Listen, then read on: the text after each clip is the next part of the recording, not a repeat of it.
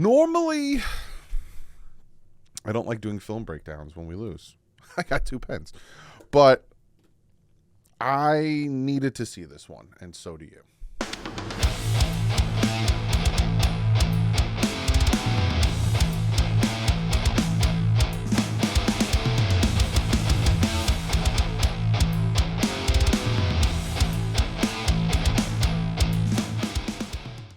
What is up, Finn fans? Yes, we are going to be breaking down the second half of the Dolphins-Bills game. We're not breaking down the first half. Yes, there was the interception. There was the interception by Buffalo and all that stuff. We are breaking down the second half. So from halftime to the end of the game. That's what the second half is, you big id. I will say this. While looking at the film, there were some things that came to a revelation to me. For one, I was upset with Mike McDaniel at first because he kind of abandoned the run. But after watching the film and seeing what Buffalo did, I am not as upset because the plays were there. And I'm going to show you that the plays were there and we easily could have moved the ball down the field. We easily could have carved up a defense that lost their leading interception corner and were banged up as well. And we didn't take advantage of that. So there's that. The defense is just, it was a hot mess express. And I'm going to show you a play with a deep pass to Shakir where when you see, you're just going to go, what the hell? Like 3 guys, Kader Kohu, Eli Apple, and Brandon Jones ran into each other. 3 guys ran into each other. It's just, we need vets or we need experience in that secondary because there's too many times where these linebackers and corners are taking bad angles and leaving plays open against good opponents. There's that. Tua was off. He was off on his reads and he was off on his throws. Yes, there were some throws that should have been caught, like the 2-2. There was 2 to Tyreek Hill that were dropped. And I will show you those, and everything else was Tua being off on his throws. High. He was throwing to Tyreek Hill like he was 6'2". He was throwing him high, and the last one he threw to him high, he hurt him. And he wasn't in on the last play, which is the Claypool play, and we're going to look at that. But Tua was off. In the second half, he was off. His throws were off, and his reads were off. So I'm going to show you some of that. Obviously, the Hill drops hurt us. There was 2 of them that were pivotal. One of them would have been a touchdown to tie the game. But yeah, to me, the coordinators, the head coach gets some blame because there were some penalties that killed drives. But when I looked at the film and when I looked at everything, the play design and the calls were right. They just weren't executed. And that also could be on the head coach because you're on week 18 and you're still having trouble executing, but also injuries. But that's here nor there or otherwhere or underwear. I'm going to not show myself. I'll probably pop back in to talk more about it, but I'm not going to show myself. And what I'm going to do is kind of talk about the play, let it develop, and then I'm going to break it down and all that stuff. I'm just going to do it my way. I'm just going to freeform it. I know a lot of people probably aren't going to watch this because they don't want to watch us lose again, but I really felt like I want to do this and I want you guys to see it. So I'm not going to be on screen, but I might pop back up like this. Just to, like, if I have something to say or whatever. But for the most part, you're going to see my pen, you dirty-minded people. You'll see my pen kind of here. You can kind of see it. See it swizzling there. But yeah, let me move this off the screen. Let's get into it. So this is the Melvin Ingram sack. And to me, they should have called these plays a little bit better. And it was a great call at a great time. It's 3rd and 5 on their own 48, on the Dolphins 48, my apologies. But it's 3rd and 5. We're still up 14-7. And this is a great opportunity because you send everyone and you have it's Brian Flores-esque. Like, I know you guys don't want to hear it's Brian Flores-esque, but you're playing man. And you send all of these guys. All of them come. And the pressure up the middle from Jerome Baker makes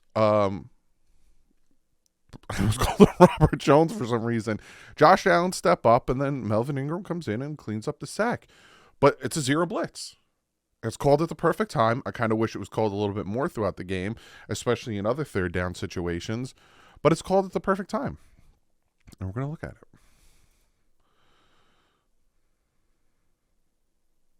And they're covered. It's not even like Josh Allen. And throughout the game, when Josh Allen was getting pressure in his face, he was flustered. I don't know. Here, I'm going to pop myself back up. I don't know what it was about the pressure in this game, whether it was the pressure of winning the division or what. But when there was pressure on him, he got flustered. That's where the interceptions came, and that's where the sacks came and the fumble. But for some reason, you watch him, he sees and he's flustered. Now, no one's open at this point.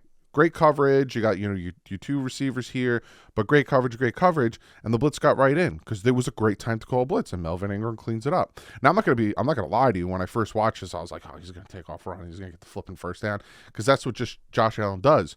But good way to clean it up. On this next play is kind of another situation where we see Tyreek Hill actually is open for a touchdown here. And again, at this point, we're still up 14-7. And Tua just misses. And again, this is what I talked about in the beginning of the video. He was off. It was his reads and some of his throws were high, but you could just watch it. A little motion from Tyreek, a little play action. He's got time. He set his feet. He dumps it off to Julian Hill. Now, if we watch it again, play action, boom, boom, boom. If you look down here, Tyreek Hill does a move and makes 47 stutter. See that stutter right there? I know my cursor, this whole crap is in the way. But if you watch 47, that stutter right there, I do not know for the life of me why Tua doesn't throw this.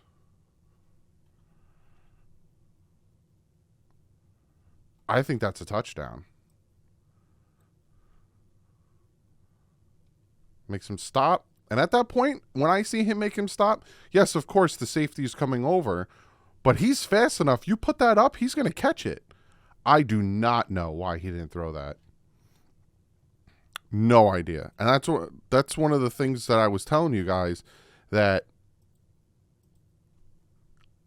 he was off. And we can't have him off in those situations where his reads are off. You didn't need to dump it down to Julian Hill. You had Tyreek. Right there. Throw it. I don't understand why you dump it off. You had a touchdown. This next play is the short pass to Braxton Berrios. And to me, this is the right decision. But Braxton could have done better. Little motion. You got Cedric up top. Jeff on the right now. Dropping back, looking. It's the right throw. It's got a distance. If anything, Braxton probably should have ran it a yard deeper, past the first down marker. But as soon as you just push back, plant your feet in the ground and just push your back. But he gets pushed forward. Now, where he catches it, yeah, he's short. He's short by half a yard. Now, should Tua have gotten it out quicker? Drop back, boom. He threw it when he should have thrown it. Good play on the defense. Could have dumped it off here, but again, you got to hope he breaks that tackle. No one else was really open at that point. To me, in that instance, I would have preferred Braxton to catch it and then kind of plant his foot and, push his back. He's going to get hit, but just push yourself so you can at least, the ref will give you the benefit of the doubt, hopefully, and give us that first down. This next play is 11-yard pass to Dalton Kincaid, and it is 3rd and 3 on their own 44. You make a stop here, Gucci. So this is where we miss having our veteran pass rushers, because we're only going to send 4. I'll talk about what happens here because it's very poor coverage here. You know, Dalton Kincaid essentially just runs his route right past the guys, and Josh Allen waits for him to get open. He dumps it off to him. But you got Good here. You got Cameron Good right here, and you got James Cook here. And James Cook is going to kind of come out on a route. Cameron Good is going to go out of his way to chip him.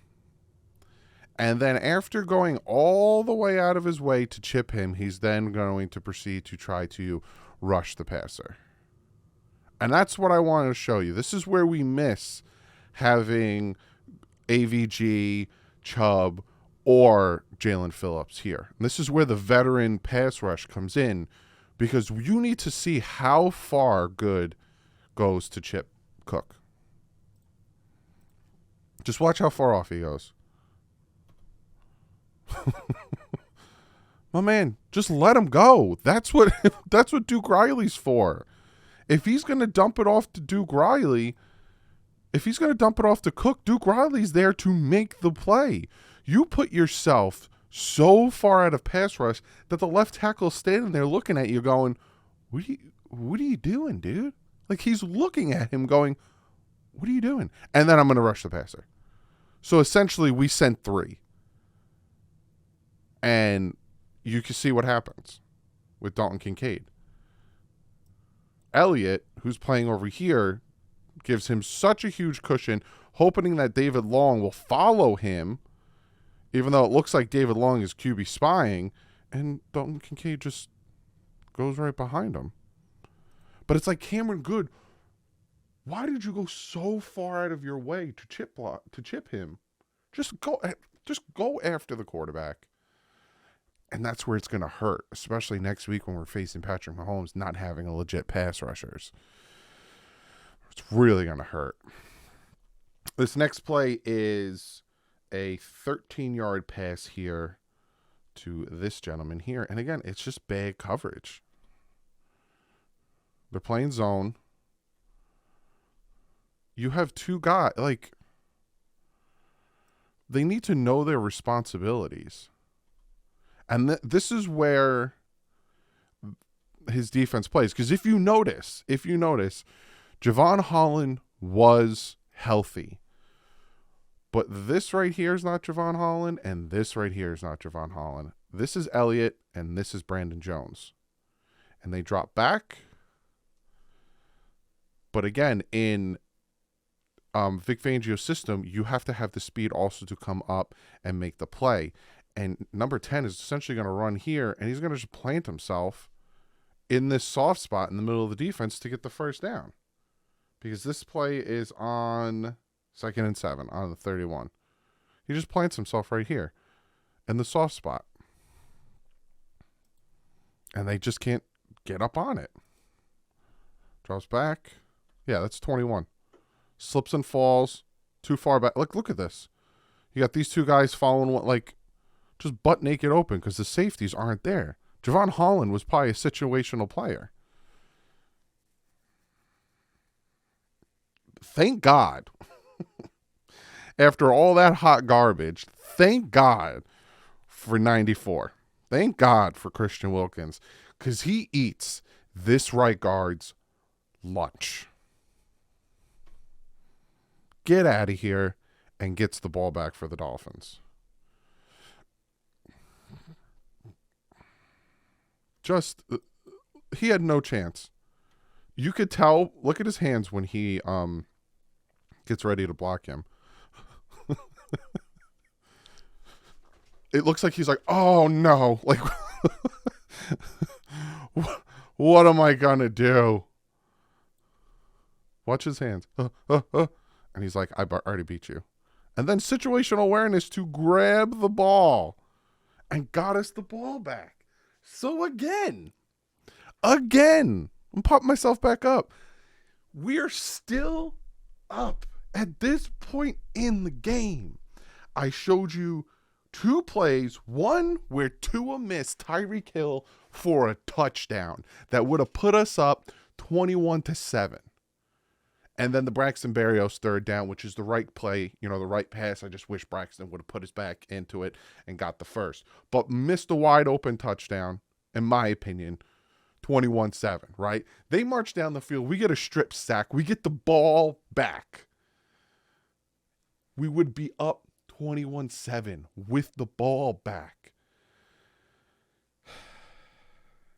And then here's the series after that. So this is an incomplete pass to Tyreek Hill.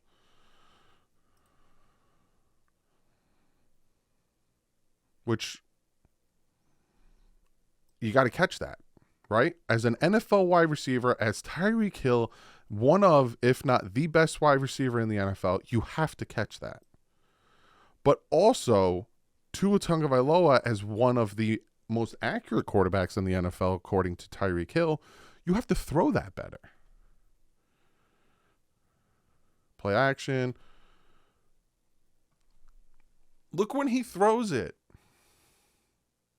And this is like when I watch film, I'm like, there's so many teams we should have and could have beaten when I watch it back because of plays that were left on the field. And you see it here. He lets that ball rip. It's the right call. 30, look at 30's position to Tyreek Hill. He puts that ball out in front of him. Are you kidding me? With Tyreek Hill's speed, possibly cut it upfield. And again, this is a long down distance. It is 1st and 15 because of a penalty. He's getting the first down minimum because I should not see 30's jersey number, the back of it specifically. But the pass is such an undercutted pass. Like, he has to come back to it. It shouldn't have been that low. He hits him in stride with him falling back. That's an easy first down and more. And that's where I'm telling you he was off. His accuracy was off. Whether it was too low or too high, his accuracy was off and his reads were off. Now, with this play, he tries to hit Cedric on the bottom with a fade. This is 2nd and 15. We're on our own 37. But what I want you guys to watch is up here. You have Elk Ingold. He throws a blindside block. And a lot of people were upset in my stream about the penalty for a blindside block. They didn't think it was a blindside block. But when you watch it again, it was a blindside block. Hit. Blindside hit block. So he's going to come over. See how so essentially the rule for a blindside block hit, whatever you want to call it, is when you drive and the defender is like not focused and you're driving towards your end zone on a blindside hit. It's called blindside because it's the part of the helmet. You can't see me because I'm pointing. Hold on. Hold on. It's the blind side of the helmet. So as he's like this, you're coming downfield and you're hitting him. That's a blindside block. That's what he does here. Lays him out. Boom. So regardless of what happened, again, incomplete here or whatever, it's coming back because it's a penalty. So it is what it is. So again, take away the should have been better accurate pass. Also should have caught it, but again, it was a hard pass because it was underthrown. We would have been up 21-7 still if Tua hits Tyreek on that deep touchdown throw. And then this happens. And I have never in my life seen a more garbage kick return coverage. I'm just going to let you watch it. And then I'm just going to... What in the good graces of God? Number 20. Your only reason for making the team is you're a special teamer. Your job? Make that tackle. You also got 22 here. Make the tackle. What? What was this? What on God's green earth was that? He just let him run by him. And then 41 tried his best. This is when Good got hurt, destroyed his knee, so he took out his own player trying to make the tackle, but it all came down to number 20. What was that? So now, hypothetically speaking, technically it's a tie game. We get the ball back, but it should be up 7 with the ball back. Again, the shift of the game and the shift of the momentum went towards Buffalo, but we still would have been up a score. Now we got the ball back. Let's go do something with the ball. Here is an incompletion. It's 3rd and 9. 3rd and 9. We need to get the first down here. We got to score. Now, great play. Great play by 30, punching the ball out. Tua had time in the pocket to make the reads. 3rd and 9. All over him. He's blanketed all over him. Could have hit Barrios here. Could have hit here. Not Cedric, sorry. Jeff Wilson here. Had options. But the option that I don't understand why he didn't throw, and again, it's Tyreek.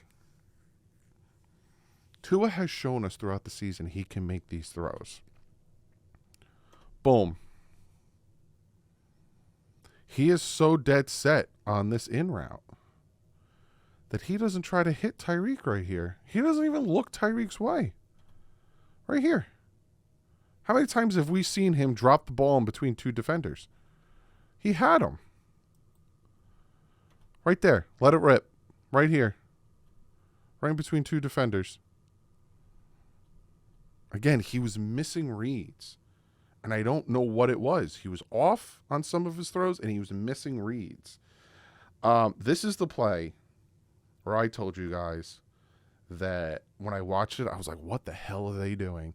You're going to see in this play here, you're going to get a motion here. And then Brandon Jones is going to come down and I assume try to shoot the gap,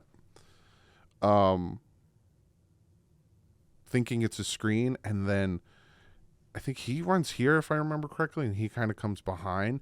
The three of these guys, straight up three stooges, run into each other. You'll see it.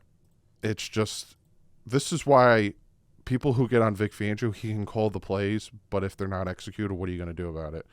Comes up, thinks it's a screen. Look at this.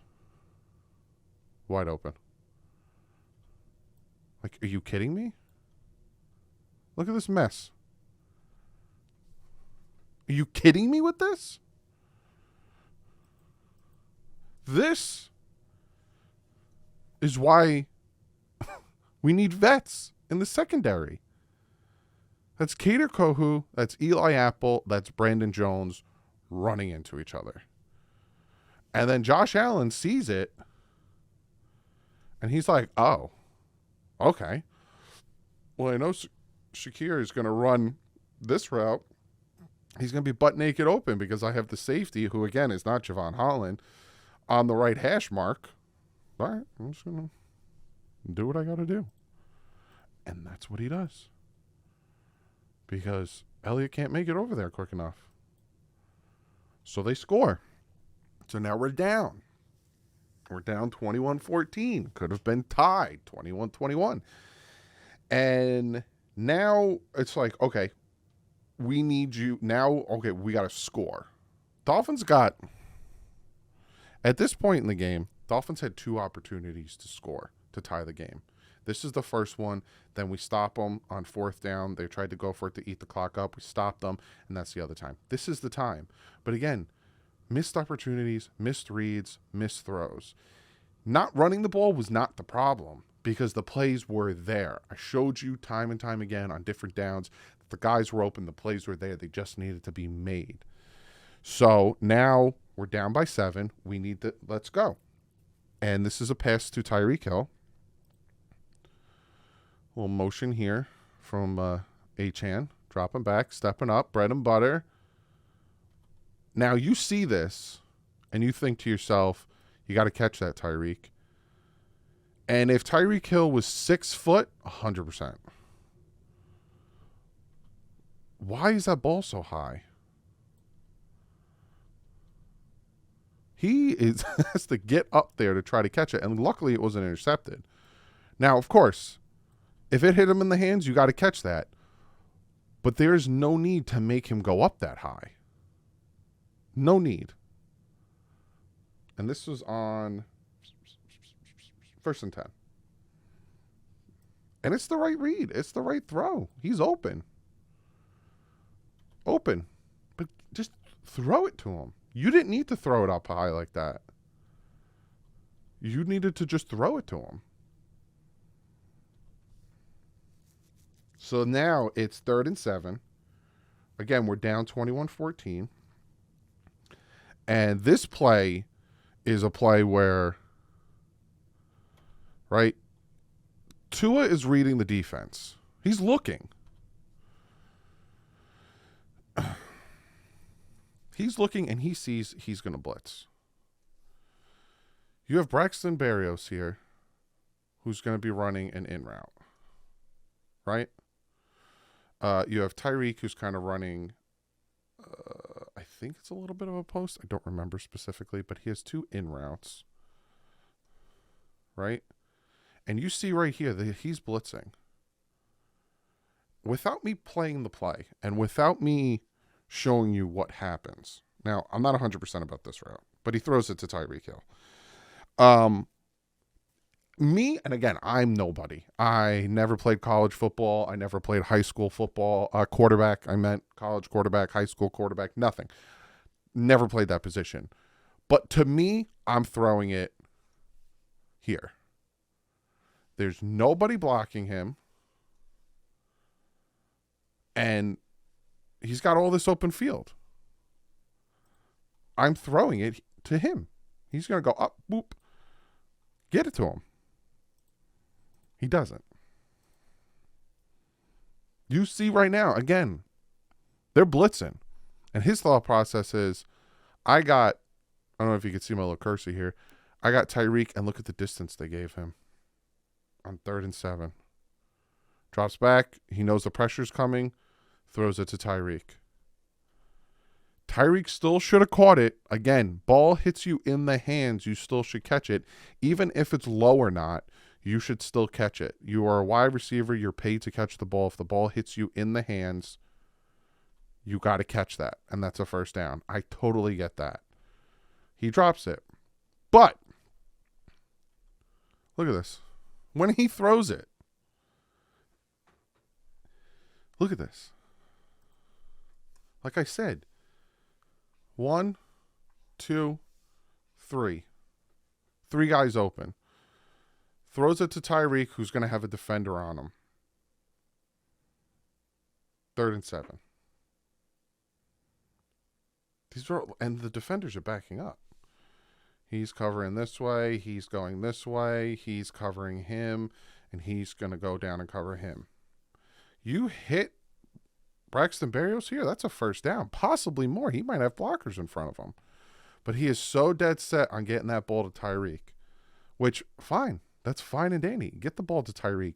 But put it where he can catch it easier. Now, to give Tua credit, he can't put it to the outside because that could possibly be an interception. It's kind of low. But again, Tyreek has to catch it. But look at these guys that are open. Look at this. Got to make the right read. So, we end up punting the ball, then we stop them. Now we have another opportunity to tie the game. This is the pass interference call, and this is the one that it just kills us. He knows he should have caught that. Now, a lot of people saying would have been a touchdown. Most likely it would have. But again, in this situation, the reason why, obvious pass interference, Tyreek should have been where he should have been, and it probably would have been a touchdown because look how far out in front of him the pass was. See how he has to extend for it? Because he slowed him down. So, yes, he should have caught it. It hit him in the hands. Would have been a touchdown. I don't know because he had to jump for the ball. So he might have gotten caught. But knowing Tyreek, Tyreek's going to Tyreek it up. But the pass interference slowed Tyreek down, and the ball was off, and it happened. We got the PI. Now, this is 1st and 10. We're on Buffalo's 40. And, again, crunch time. Make the throws. Make the reads. He's going to hit Tyreek Hill here. Steps up. Does his thing. And, again, the knock on him for not doing well under pressure in the pocket and all that stuff, steps up. He's got 2 defenders on him. Throws it. If this was, I'll even say Devontae Parker, it's probably caught. But he threw that so high for Tyreek Hill. Tyreek Hill is not a 6'1", I'll even say, wide receiver. He's 5'10". It's too high. Luckily, they didn't get intercepted there. Had Braxton. And he felt the pressure. He wanted to hit Tyreek. He saw the distance. But he had Braxton. There was actually, in all actuality, there was no pressure. He could have stayed there. He honestly could have stayed there. He saw his offensive lineman get thrown to the ground, and he panicked, and he stepped up. He could have stayed there. This was 1st and 10. Hit Braxton, man. Look at this. You had Braxton. You didn't need to step up, but still, too high of a pass. And then finally, we have the interception. 2nd and 10. Now, people have said it's a sloppy route by Chase Claypool. Kind of runs like a sloppy route when it should be more of a, up and in type of route.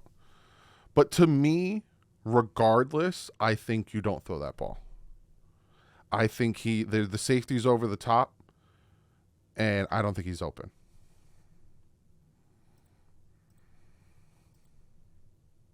Right? Because when you throw it, at this point, you're thinking, okay, he's going to go up and he's going to run a crisp out to get the first down. First down marker's on the 30. You still have the safety here who's now already breaking on the play. Because Tua's going to put it out here because he's expecting a crisper, out. And again, Tua didn't need to rush it. Yeah, clean pocket here. Doesn't need to rush it.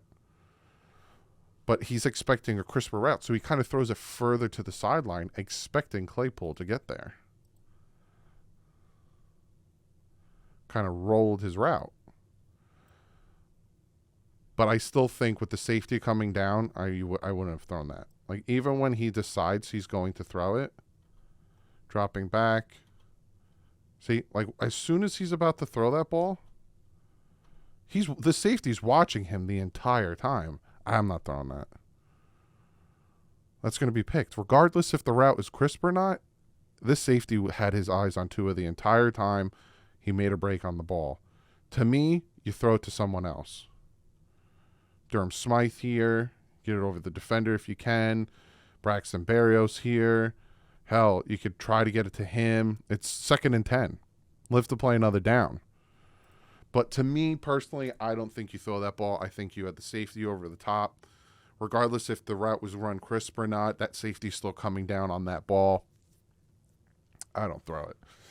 But again, like I showed you, there are plays where Tyreek Hill should have caught the ball because he's a wide receiver and the ball hit him in the hands. But also I showed you routes where the ball should have been thrown better to make Tyreek Hill's job easier to catch the ball. And it was a combination of those things. And there were so many opportunities, like I showed you, where Tyreek Hill went up the sideline and Tua dropped it off to Julian Hill instead of normally hitting the touchdown. There were so many opportunities for the Dolphins to just run away with the game. And if the Dolphins took care of those opportunities and a minimum kicked a field goal, it puts so much pressure on the Bills to score. Then the Dolphins can continue to run the ball and eat the clock up. But like I said, yes, they abandoned the run, and yes, you saw them play, single high safety, but the plays were there to be made. They just weren't made. So maybe they benefit from this. Maybe they do better against the Chiefs. I don't know, but I hope you guys enjoyed this. Thank you for watching. I know watching film breakdowns after a loss sucks, but I hope this kind of made some clarity on some things. Tomorrow I'm going to talk about the wild card games, talk about how the script writers are crazy in the NFL, and then I have some more videos. Thursday, Friday's the preview, and Saturday night, 8 o'clock, I will be live for the Dolphins taking on the Chiefs. My dad might be here. I'm going to see if my dad can come. But other than that, like usual, stay classy. Effing top.